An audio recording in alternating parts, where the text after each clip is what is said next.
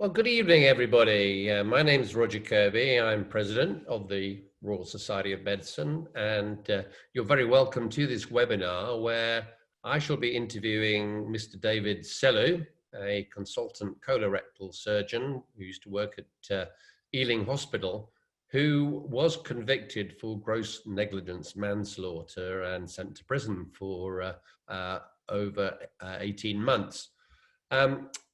David and I have become quite close friends as a result of the problems that he's been through, and I thought people would be interested to hear the account.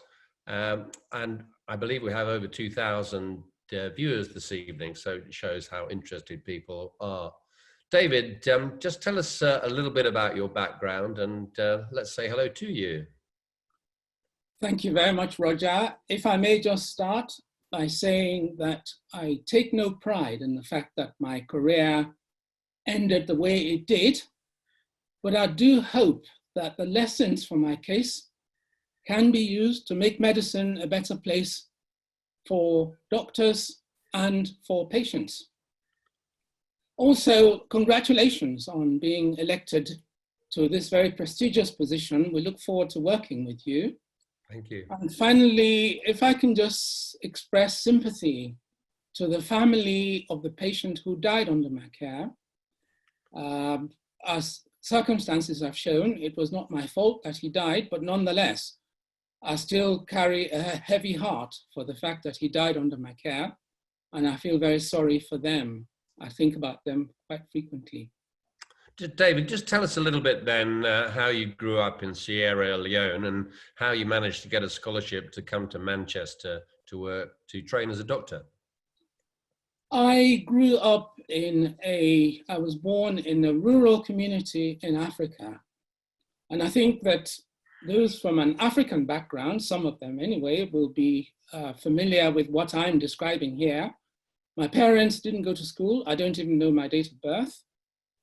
But I managed somehow to get to school through my aunt, and I worked extremely hard. I taught myself how to read and write even before I went to school. I was so interested in getting an education. I did finally get into primary school, and then I went on to secondary school. I worked extremely hard. I got a scholarship, which allowed me to come to university in Manchester. So that was the first time that I'd been out of the country to a foreign country in the West. And you ended up working in Ealing Hospital, part of the Hammersmith Hospital group, as a colorectal surgeon. And I guess you did general surgery as well as specializing in colorectal work there? Yes, that's correct. First of all, I worked out in the Middle East. When I first started on a consultant career, I was very proud to have been in Oman. And when we were there, they were in the process of establishing a new medical school. And we were very much an integral part, my wife and I, in the establishment of that hospital. And it's a very vibrant, very well-functioning hospital. They've produced a good number of good doctors who are now serving the country. We came from Oman to Hammersmith Hospital, where I was a senior lecturer in surgery. And then when Hammersmith was subsumed into Imperial College, in 2000, I moved sideways to Ealing Hospital, where I practiced as a consultant, as you say, general and colorectal surgeon. It was there where I also had practicing privileges in a private hospital in Harrow, just 7 miles from Ealing Hospital. Clementine Churchill Hospital. Let's just give a plug for Catherine and your 4 children, but otherwise we're going to forget to mention them. Catherine was a nurse and you met her at the Hammersmith. Yes, she was a nurse. I met her at Hammersmith. We got married. We had 2 children in England before we went to Oman. We had 2 more children when we were in Oman. Catherine was very much an integral part of the medical school there. She was a senior administrator there, coordinating the training program of the medical students between the university and the hospital where I worked. And one of your children, James, was a medical student, is that right? Yes, he went to Manchester, my old school. When we came back, Catherine was subsequently appointed to work as a matron in the A&E department at Ealing Hospital. Mm-hmm. And I think it's true to say that your career up to the events of 2010 you were described as an impeccable. You had an impeccable career. Is that right? You never had any problems or complaints prior to this event on the 2010? That's absolutely right. I mean, it's obviously for others to describe my career as impeccable, but I think I do take pride in what I'd done up to that point. Yes, I'd had a good career. No complaints, no referrals, right, either to the law or to the regulator. Right. Well, that's better than many others, including me, to be honest. So let's cut to the chase and talk about the case. The patient from Northern Ireland who'd had his knee replaced, and just to give us a little bit about the background of when you first saw him and the clinical situation there, David. Okay, this was in 2010. I was doing an evening clinic at the Clementine Churchill Hospital when one of my orthopedic colleagues came to me, knocked on my door and said, David, I operated on a 66-year-old man 5 days ago. I did a total knee replacement. Things are going reasonably well up to now. In fact, I was hoping to discharge him in a few days' time, but he started complaining of abdominal pain. I'm concerned about him. Would you see him when your clinic is over? So I did. I went up to Mr. Hughes and I saw him. He was at that time reasonably stable. He had some abdominal signs.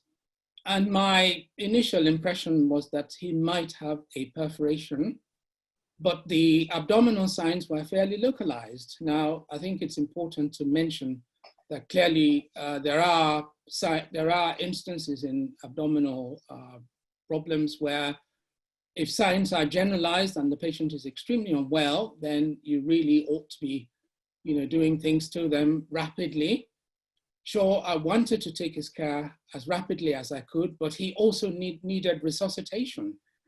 He'd been very short of intravenous, he's short of fluids, he was dehydrated, and so he needed resuscitating. And I arranged for him to have a CT scan of his abdomen the following morning with a view to doing something interventional once we knew the result of that CT scan.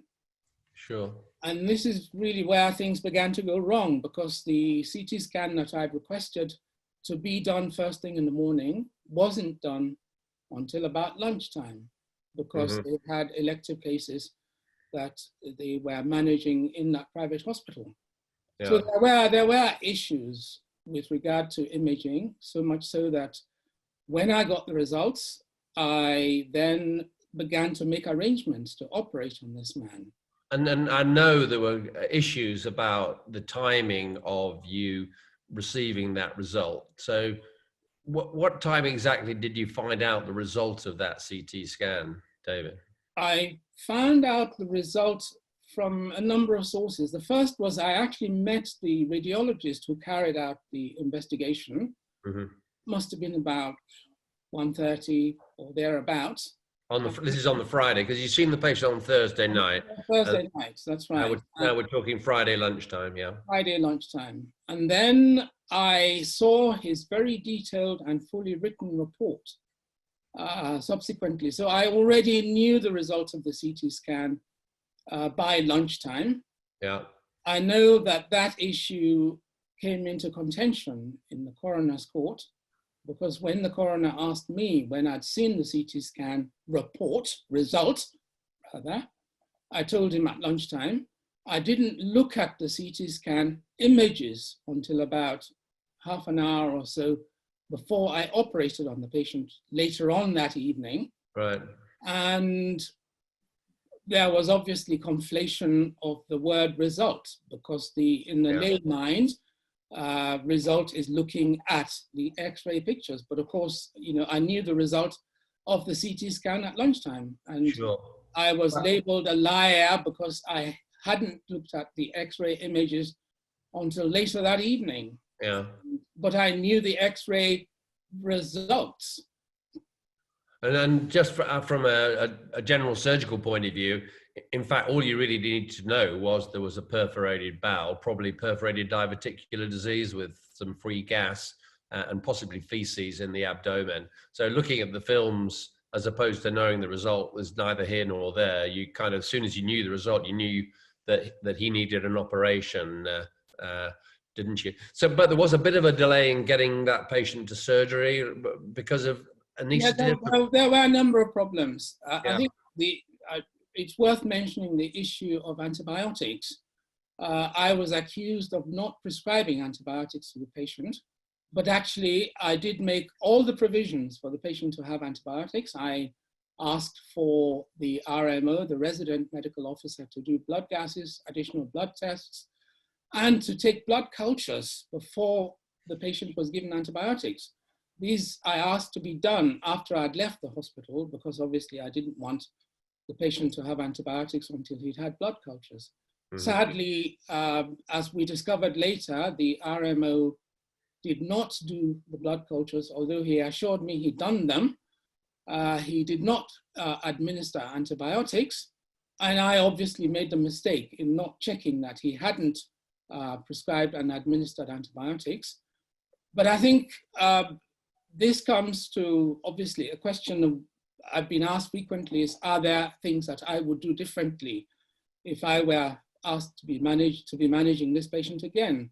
And, we all work in teams, and I think it's important for other members of that team to function adequately. Medicine is very complex. An individual can't do all the things that are required. We don't measure blood pressures, we don't take patients' observations, but we rely on people by the bedside to be doing those sorts of observations. So I think it's fair to say that there are things that one would delegate to others, otherwise medicine wouldn't really function. Sure. However, with that sort of lesson, I think if I were to manage patients in those circumstances again, I'd be perhaps a lot more meticulous in checking. But there were other people involved in this chap's management too. Sure. Well, we'll come on. That orthopedic surgeon who had put in a big prosthesis into this man's knee. Antibiotics were equally important for him, because if that knee got infected, it wasn't just going to be a failure, that would have been a disaster for him. And yet, neither he nor I checked the antibiotics. And I think that was clearly something that I would do differently. And I suppose that the patient would still be on analgesia for his knee pain, and also wasn't the patient on blood thinners as well? Yes, this was an issue that Jenny Vaughan discovered subsequently, that the patient was actually on a very powerful blood thinning agent, dabigatran. It was one of the newer agents, and it had been given, as I discovered later, against my advice, because I'd put the patient on nil by mouth, and yet, one of the nurses quietly gave him dabigatran by mouth after I'd requested that he not be given any oral materials. Sure. Well, you mentioned Jenny Vaughan, who was one of your great supporters throughout this. So we will come back to her role in this, but I just highlight her now, as well as all the other people who did support you. So let's just go to the actual operation. So when you operated, this is Friday evening now, and there were delays because of the theatre being booked by gynecologists, I believe. Yes, that's right. I think there were several problems. Those who work at the Clementine will know what the problems are, because I believe that these problems still persist. There wasn't at the time, and I believe there still is not, an anesthetic rota. So if a surgeon wants to do an emergency operation, what he or she has to do is to ring around for colleagues to volunteer to take part in the operation. And now remember, this was a Friday afternoon. going into the weekend, and people were making preparations to do all kinds of things outside the hospital. I had the assistance of one of my anesthetic colleagues, and we must have rung around over 20, probably 30 anesthetists to try and find an anesthetist. And we subsequently found one, but he was only going to operate on the condition that he finished doing a case that had been booked for him at about 6 o'clock that evening. That was the first problem. The second problem was that there wasn't an emergency theatre available. Now, one of the accusations against me was that I could have slotted that case into the middle of a busy schedule in a private hospital. The kind of window that there was in all of these schedules was only a matter of about an hour or two of a case that was probably going to take me the best part of about 4 or 5 hours.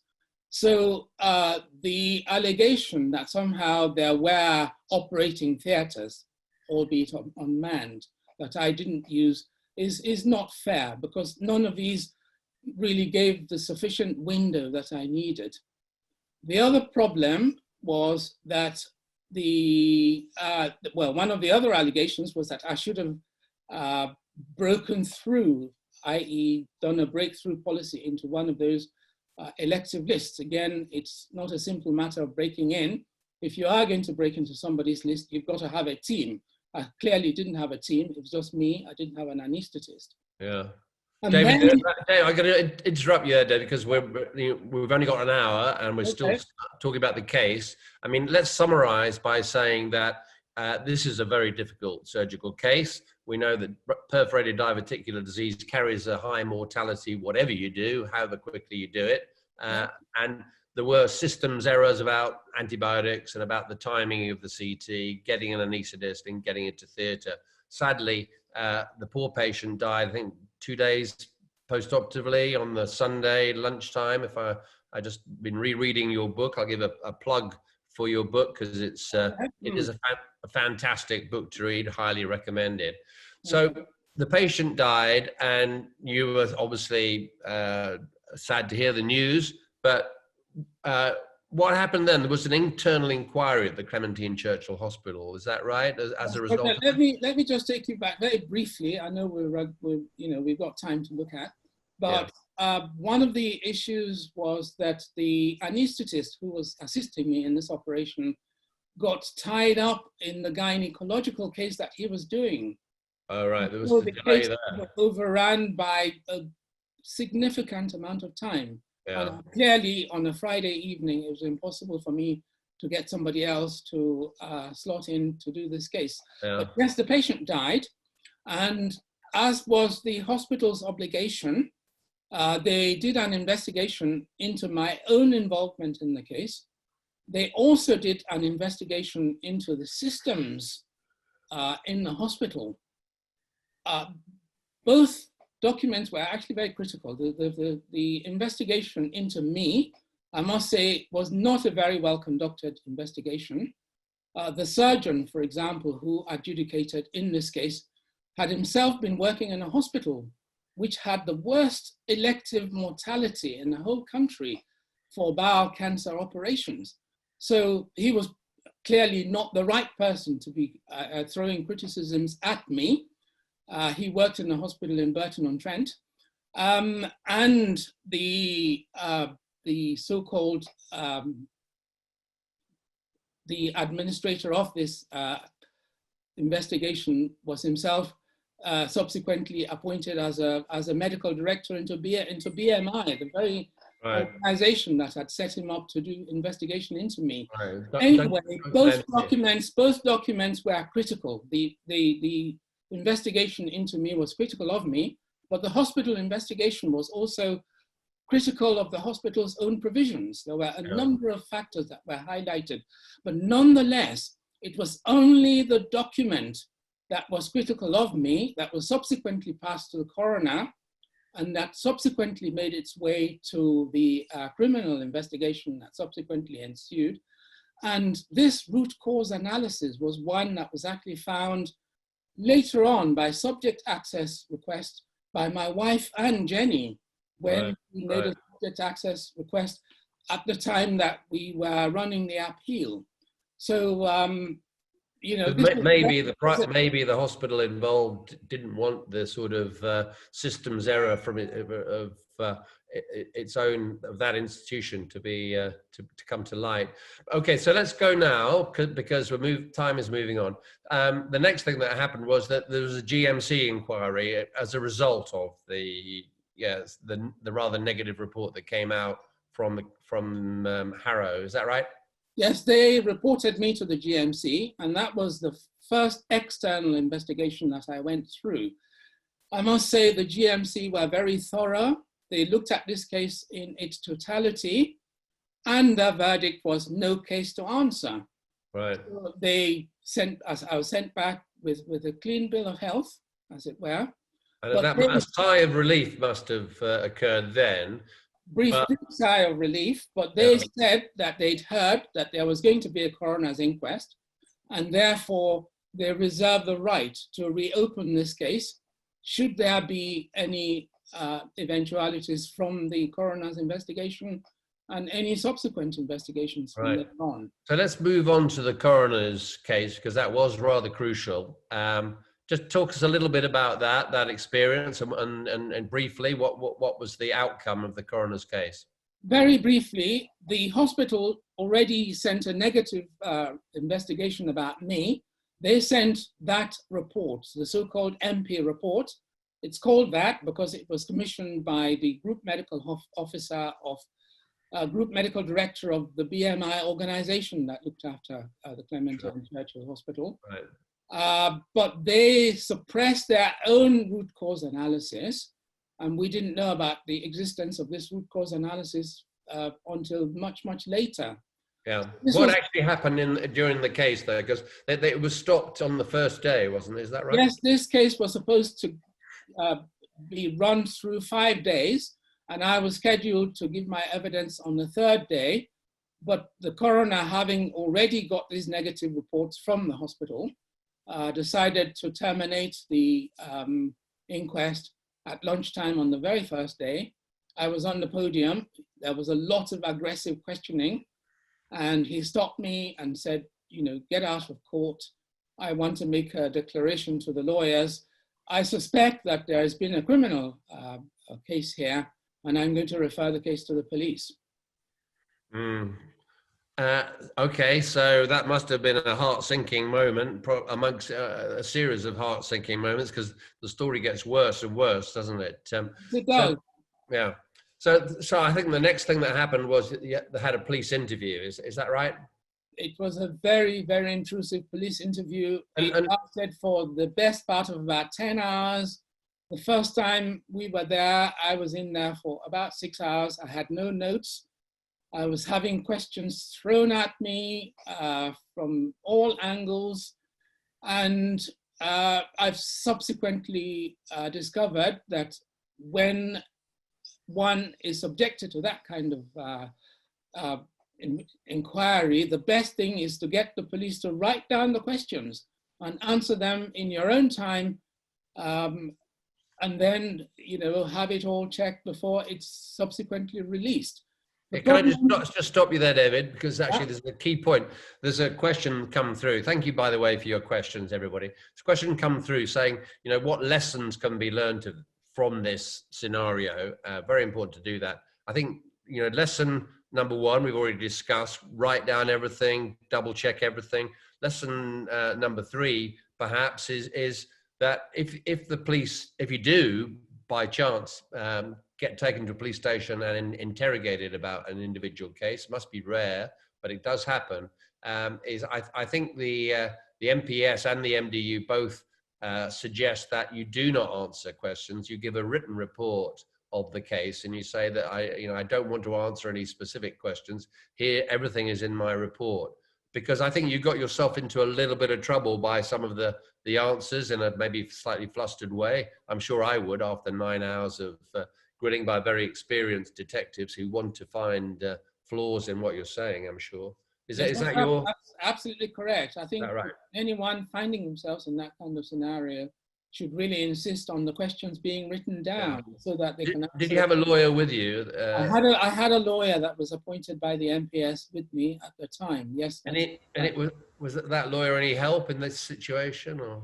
They're not allowed to really intervene in any questioning. They're only there to make sure that procedures were followed. In fact, that first investigation went on for so long that she stood up and said to them, look, if you carry on any longer with this investigation for the length of time that it's taken, any evidence that you collect here we will deem inadmissible because of the, she was not allowed to intervene, however, in the questions by law.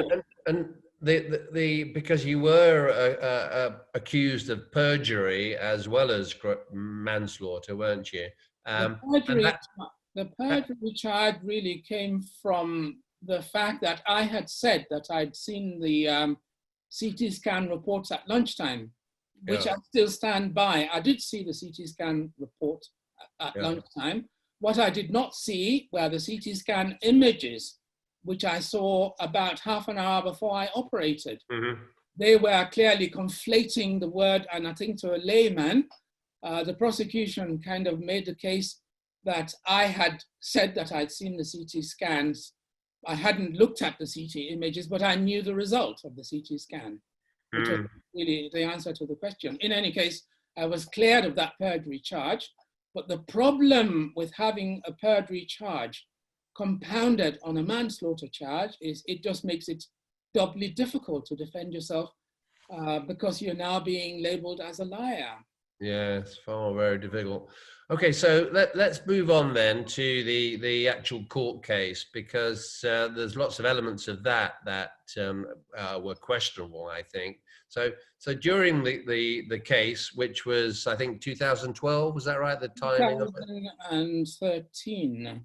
So 3 years after the event. Those 3 years must have been difficult years. They were very difficult. First of all, I lost my job at Ealing Hospital once I had been through to the GMC, and the GMC decided that because I was being investigated in a criminal matter, they would suspend my registration. The hospital then turned around to me and said, you're no longer on the medical register, therefore we have the right to terminate your contract. So I lost my salary in about November 2012. The trial was 3 years after that, and it was. Was there a trial by media prior to the trial? There was plenty of trial by media already. There were lots of negative reports. Media were knocking on our doors at all sorts of difficult times, asking the questions. There were media following us into the Old Bailey. Each morning we came out of the tube station on our way to court. They'll be pointing their, telephoto lenses at us as or not even telephoto lenses, but they're clicking their cameras and walking backwards as we went into court. So there was a lot of negative reporting by the press. Why do you think they chose #1 court in the Old Bailey? Because, I mean, that is the most famous criminal court in the country, maybe one of the most famous in the world. Any thoughts about that? It is the most. I mean, all the previous very high-profile criminal cases that had been tried in the Old, a good number of them were in court #1 at the Old Bailey, and that was a very court in which my trial took place. I think the Crown Prosecution Service were trying to make an example of a member of the medical profession in this regard. So, the trial didn't even have to be in the Old Bailey. The events that took place in Harrow, and there's a very good Crown Court in Harrow. And I believe that the CPS had long been looking to really make an example of a member of the medical profession. And I believe that they took my case as a very good example of one that they could make an example of. And I think one of the crucial moments in this whole saga is the evidence of the medical expert about what would have happened to this patient had the clinical course been different. Is that right? Yes, I think there was a lot of controversy, and there still is controversy about the role of so-called medical expert witnesses. I think the word expert witness is a misnomer, the expression expert witness. First of all, they're not really experts. Some of them had never given evidence in a criminal case. Secondly, they're not witnesses. You know, they were never there. They are the only people in a criminal trial or in a trial who were never really there. All they're giving is opinions, and Yeah. anyone can give an opinion. And a lot of that opinion was flawed. You see, what experts are there for is to say, well, something happened. Medicine is not black and white. There's a whole latitude of medical practice. You know, no one case can ever be managed in one case, in one way. What experts should know is what are the different right ways in which a case can be managed. It's not what I would do as an expert witness, or nor indeed what's ideal, because you've got to take account too of other human factors, of other people's involvements, of systems provisions and so on, none of which were taken into account. You know, they accused me as if I was practicing in a utopia where I had all the facilities at my disposal, of course, which I didn't. So medical evidence, the expert evidence was very flawed in this whole case. I know that the Royal College, it was very crucial. yeah, I know that Royal College of Surgeons have been concerned, and others actually, about the quality of medical experts, because of course medical experts do get paid quite a lot for their reports, but there really isn't a good quality control. And I think the evidence given by the prosecution medical expert reading it, I think that was seriously flawed myself. But obviously it influenced the judge, and more importantly, maybe it influenced the jury. So at the end of the trial, which I think was 6 weeks in all, wasn't it? Yes, I was on the witness stand for 3 days. Now, imagine having to give evidence of things that happened over a 48-hour period to a very, well, what I might say, aggressive prosecuting barrister over 3 days. You can imagine that evidence was so forensically looked at. You know, everything that you said 3 years before and what you're saying now will be scrutinized, and if there's any discrepancy, you're labeled a liar. And here was a very difficult medical case that even the jury didn't really understand. The jury went out. They were out for 2 days. They came back and they handed a piece of paper to the judge, in effect saying, my lord, we don't understand this case. Are we adjudicating as lawyers? Are we adjudicating as lay people? In other words, what they were essentially saying to the judge was, my lord, this case is too complicated. We don't understand. And yet the judge failed to still give adequate direction to the jury. The jury then went out, came back, cleared me of perjury, and convicted me of gross negligence manslaughter by a majority of 10-2. So it wasn't even a unanimous verdict. You know, there was still doubt in the minds of the jury, but this was a jury, as we subsequently found out, that was not adequately directed.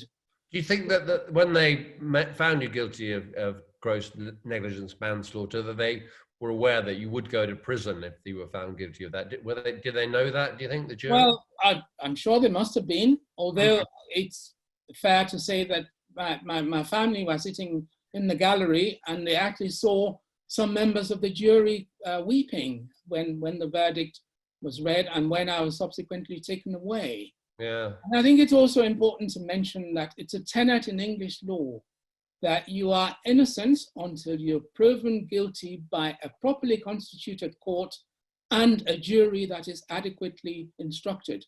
Yeah. Now, there was very doubtful, there was criticism of expert evidence, for example, in the course of my case, and clearly the jury hadn't been adequately instructed, as we subsequently found out. So just talk us through what it's like as a senior surgeon with an impeccable credentials and career to be found guilty and then be taken away in a I suppose in a Black Maria with Belmarsh Prison, was it? My prison. Well, if I start from the Old Bailey, once the declaration was made that I was guilty of manslaughter and I was given a 2.5-year prison sentence, I was put in handcuffs, and I described this very clearly in my book. I stood up and I looked up into the gallery where my family were sitting, and I could hear them crying. I was taken down into the basement of the Old Bailey, put into what you call a Black Maria. It's really a prison on wheels. It's probably one of the most inhumane ways to transport people. I mentioned that if you transported horses in the same way that you transport people, the RSPCA would probably be on your back because it's so inhumane. And then I went into Belmarsh Prison, which, as you, those of you who know will know that it's a category A. It's the highest category prison in the country. That's where they hold all the terrorists, the rapists, the armed robbers, and so on. So it's the highest category prison, and I found myself in that environment. It was not only frightening psychologically, it's also frightening physically, because we know that people are being killed in prison. We know that people do kill themselves in prison because they've been subjected to the conditions that they were subjected to. We know that doctors under investigation do kill themselves when they are traumatized by the sorts of investigations that are thrown at them. I think it would be hard for the audience to imagine what it's like being in a cell, particularly for the first few nights, I suppose. Just talk us through that scenario, being in the cell. You had other inmates in there, right? It was a cell that was about 5 steps by 3. Now, if you can compare that to the size of a domestic toilet, essentially. It was a small space shared by 3. In fact, so small that they had to put a bunk bed on one side of one wall, and I was on the top bunk of that bunk bed. There was a toilet in the middle of the room, and you all did your business in the middle of that room with very little privacy. You also ate in that room, so you went out, you got your food, and you brought it back into the room, and you spent sometimes locked up for up to 22 hours in that cell with no books. We were not allowed books, and it still baffles me to this day why books were banned from being brought into prisons. That, by the way, has now been corrected.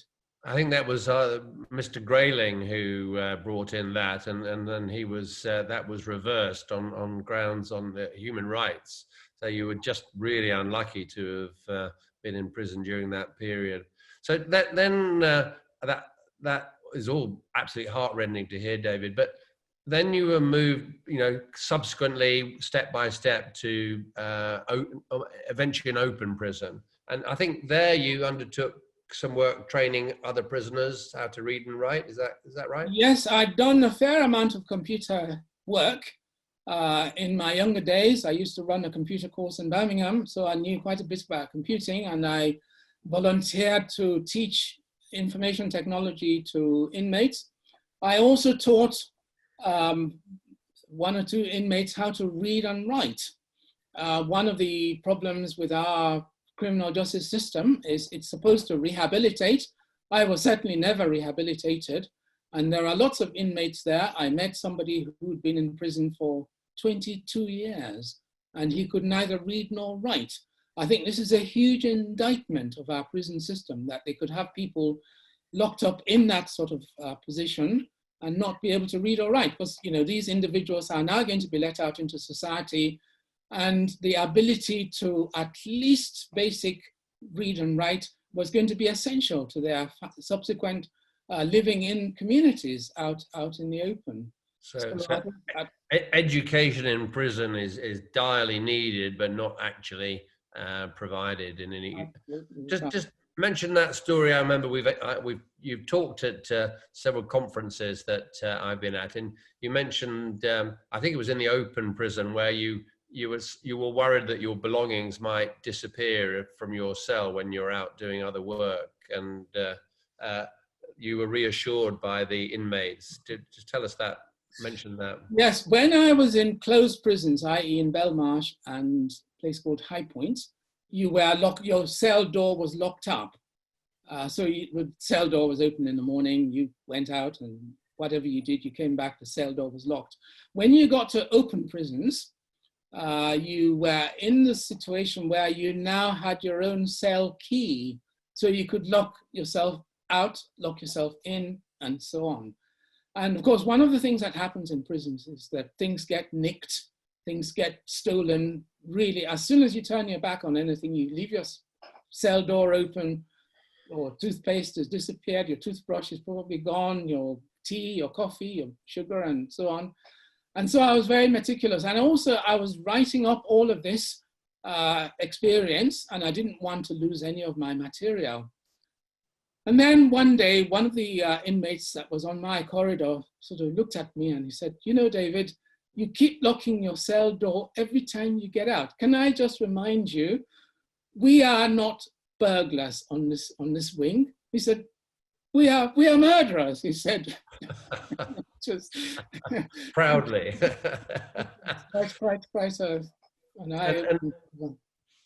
Just mention now we've already talked about Jenny Vaughan. You were receiving during your time in prison support from Catherine, support from your children, but there were a number of doctors and one or two lawyers, I think, who took up your case for you. Do you want to mention any of their names? Because they're probably... Yes, indeed.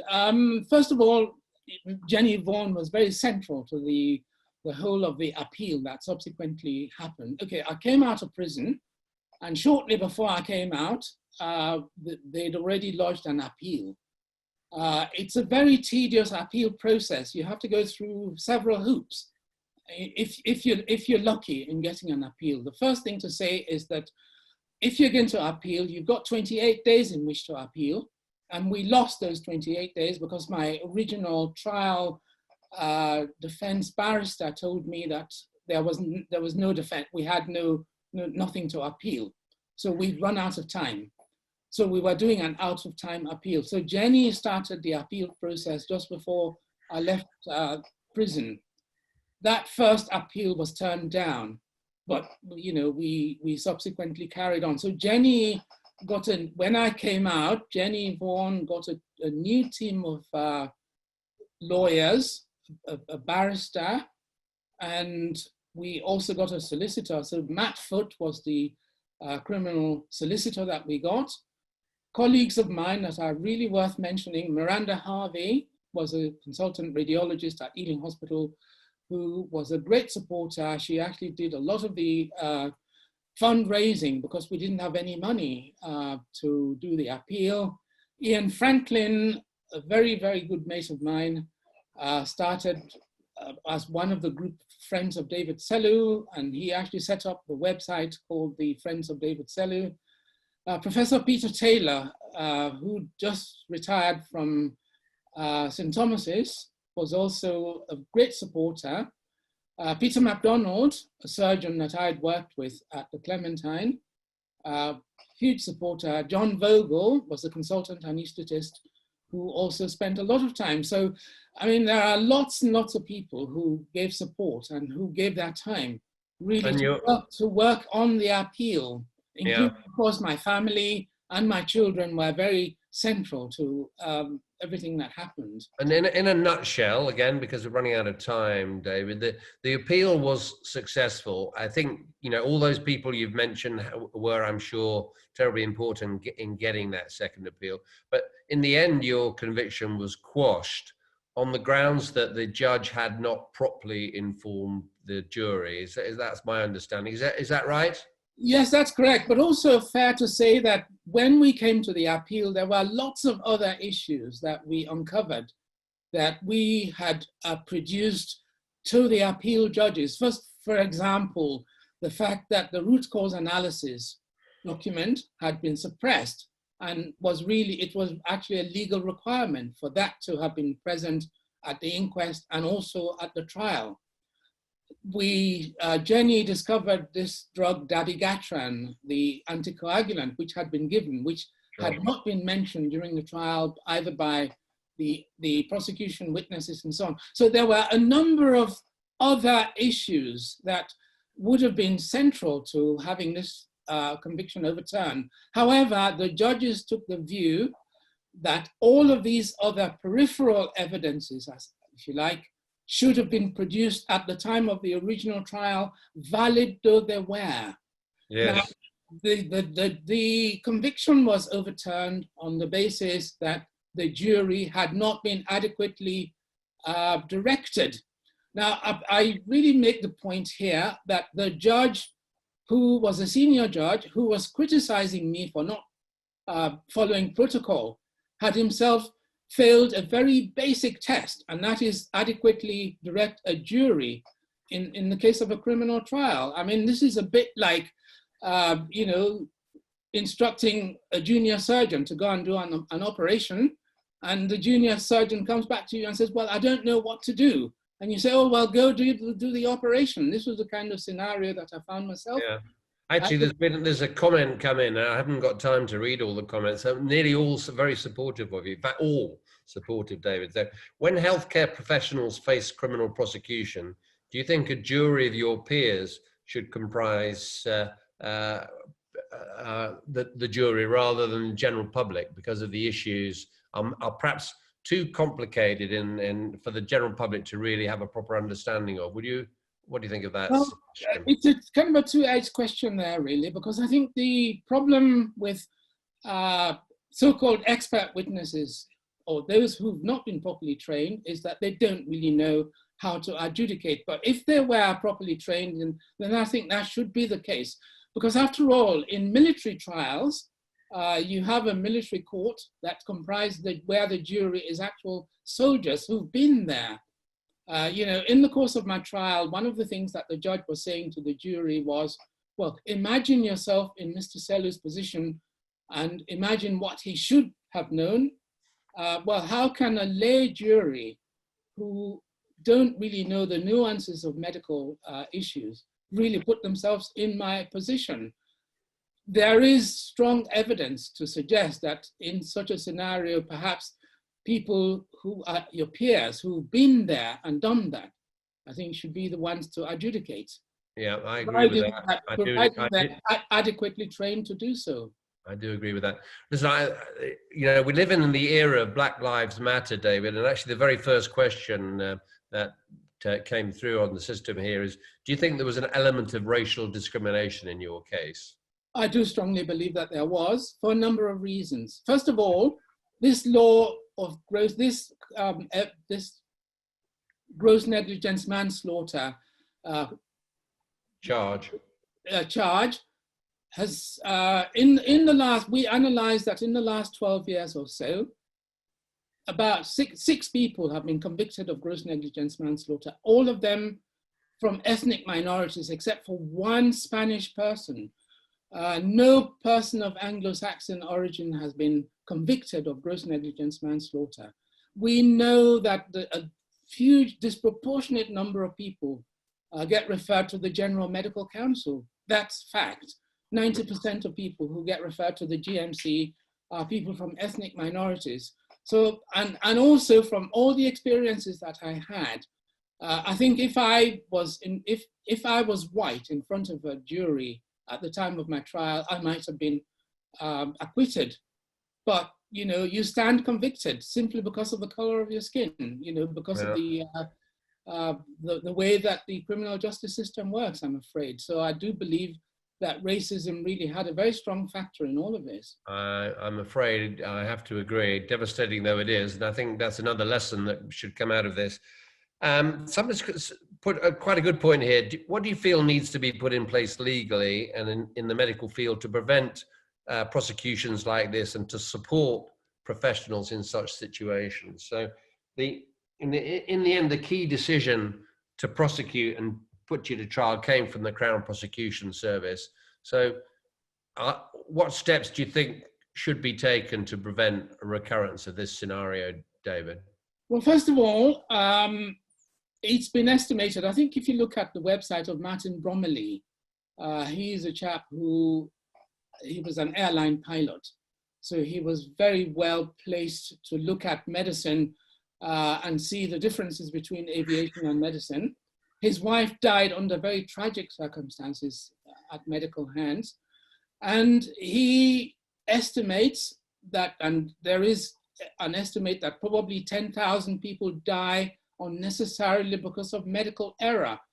So we've got a huge amount of work to do. So if you've only prosecuted, what about a dozen people over 12 years? Are you really saying to me that there have only been a dozen cases of people who have died unnecessarily? You've got to look at the Bristol Heart, scandals, the contaminated blood scandal, Mid Staffordshire, Furness General, Morecambe Bay, and so on. And there are now problems arising in Shrewsbury and Telford and so on, to really recognize that there is a huge problem in medicine. And the way that we're dealing with it is really grossly inadequate. To throw the law at medical error is just the wrong thing to do. It has been estimated that medical error is the third commonest cause of death in medical care, third only after heart disease and cancer. And this is not a record that medicine can be truly proud of.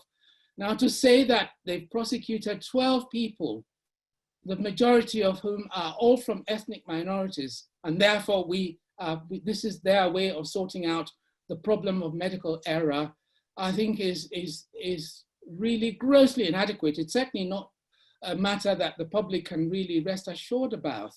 Sure. So the law is a very blunt tool at dealing with medical error. I think this is just the wrong way of dealing with the problems in medicine.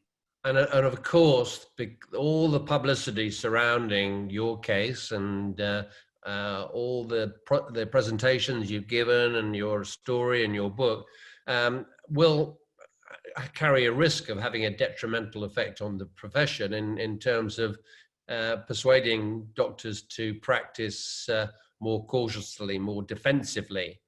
Just talk a little bit about defensive medicine as a risk to the health service, not just in the UK, but all around the world, in fact. Okay. Shortly after I came out of prison, Jenny Vaughan ran a survey to check to see who'd heard about my case. And I must say, the case was very high profile. It was on the news almost every evening. A lot of doctors had heard about my case.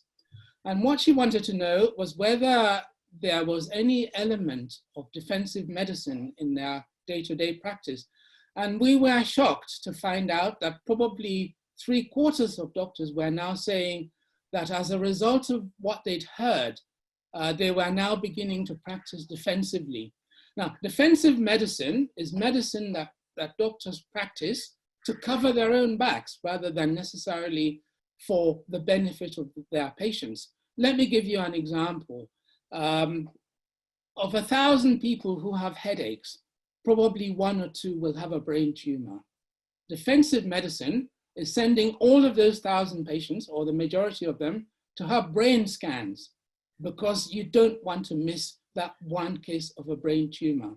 Now, what you're going to do is you're going to clog up all the CT scanning facilities. You may well pick up benign lesions in the brain, which will then require subsequent investigation. So you're going to make patients anxious. So defense, and the reason that you're doing it is because you don't want to miss that one case that will come back to you to haunt you. Yeah, that's bad defensive. That's probably not a very good example of defensive medicine, but I think it gives a flavor for that. Sure. It's wasteful. It makes patients anxious. It wastes resource, and it's only there for the benefit of the practitioner rather than of the patient. And I think patients really have a reason to be fearful of being exposed to that kind of practice.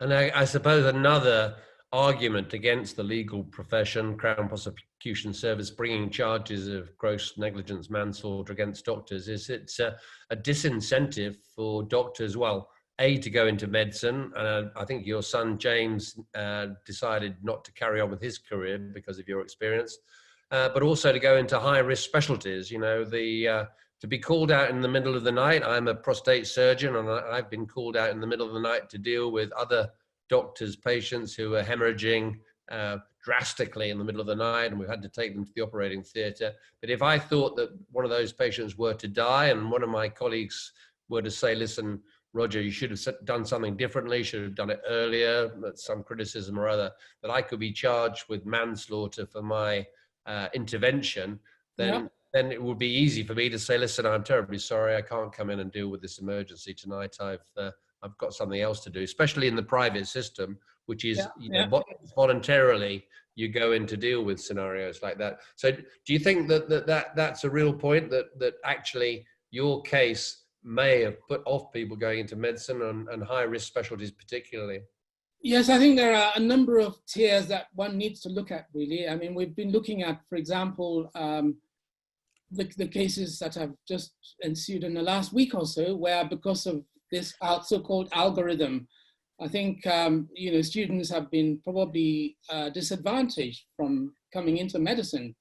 But also, I think it's fair to say that people are dropping out of medicine simply because of the toxic atmosphere that pervades through medicine. People at the very top of the profession who are retiring early because they can't really cope with any of the angst that's happening in medicine. So yes, I think medicine is losing a lot of bodies because of the toxicity of the atmosphere that's been generated. But the scenario that you mentioned is another aspect of defensive medicine, where people are avoiding taking on difficult cases. We are probably going to have difficulty in recruiting young surgeons into high-risk specialties because for the reasons that you say, because if you take on the management of a patient who is very ill, very sick, and who might die, then your decision making is going to come under greater scrutiny because that patient is likely to die. And I think people are avoiding those sorts of scenarios. So David, we've got just a couple of minutes left, so I'm going to read out one comment here. I like this comment from Sarah Me. Not a question, but I was a surgical house officer working at Ealing, and I had the privilege of holding retractors for Mr. Sellu on several occasions. Mr. Sellu was a great teacher and a calm and skilled surgeon. I send many thanks and best regards. That's sweet. And there's one last question for you. You have to answer fast, David. Thank you for your talk, David. What positivity has come out of this for you personally from this whole experience? I mean, is there anything that you can say to yourself, well, this is positive, or is it all a dreadful scenario? No, it's not been all negative. I think first of all, I've been surrounded by loving family and lots of great friends, whose names I've mentioned. I think I'd never have been able to get through all of this without their help. So that, having that group of friends and family around me has been really very, very reassuring.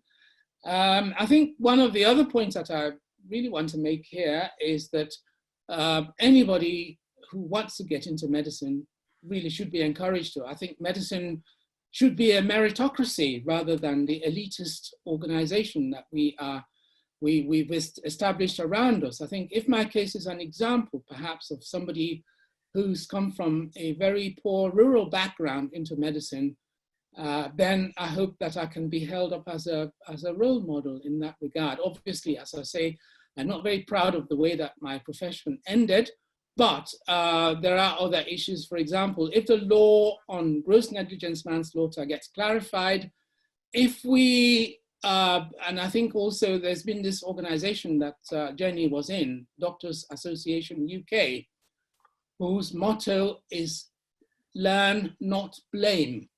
If my case is an example, is a bad example of how not to investigate when things go wrong, and people can take heed of that, then something good would have come out of what I went through. Well, thank you very much, David. I just remind everybody that this is David's book. Did He Save Lives? A Surgeon's Story. I think more than 3,000 copies have been sold. I definitely recommend it. Fantastic read. I'd also want to mention that the Royal Society of Medicine section of anaesthesia will be pursuing this idea of medical errors and how to avoid them. Very important subject. They've got a series of 3 webinars on this subject. First one on the 5th of November, when things go wrong, you know, what to do about it, how to avoid things going wrong, and how to deal with catastrophes as they occur. 2 other things to mention. Tomorrow, I shall be interviewing Sir John Bell, the Regius Professor of Medicine in Oxford, about the challenges of testing for COVID-19. He's probably the world expert on testing, and there are some very interesting current developments that may change the situation. So do tune in at 12:30 tomorrow. We're going to take a break next week from our In Conversation series, but in 2 weeks' time, on the 2nd of December, our past president, Simon Wesley, will be interviewing Shami Chakrabarti to tell her own individual story and give us her views.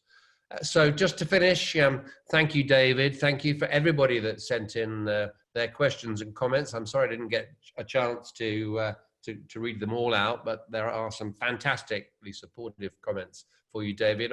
There's a great deal of love and sympathy for you, David, and I really think, really do value everything that you've said and the time that you've given us today.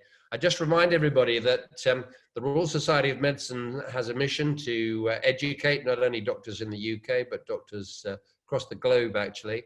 We are challenged at the moment by COVID because our building at number 1 Wimpole Street, wonderful building at number 1 Wimpole Street, has been closed. So the funds are not flowing in from our hotel and from our club. So we are very, very short of money. So if you have enjoyed this webinar and the COVID webinars, and you'd like to support the excellent cause of the charity of the Royal Society of Medicine, please do make a donation and join us in 2 weeks' time for In Conversation, and tomorrow 12:30 for the next of our COVID-19 series. Thank you, David. Thank you, audience, and thank you, the RSM team, who always organize these things so efficiently for us. Good night. Great privilege, Roger. Thank you very much. Thank you.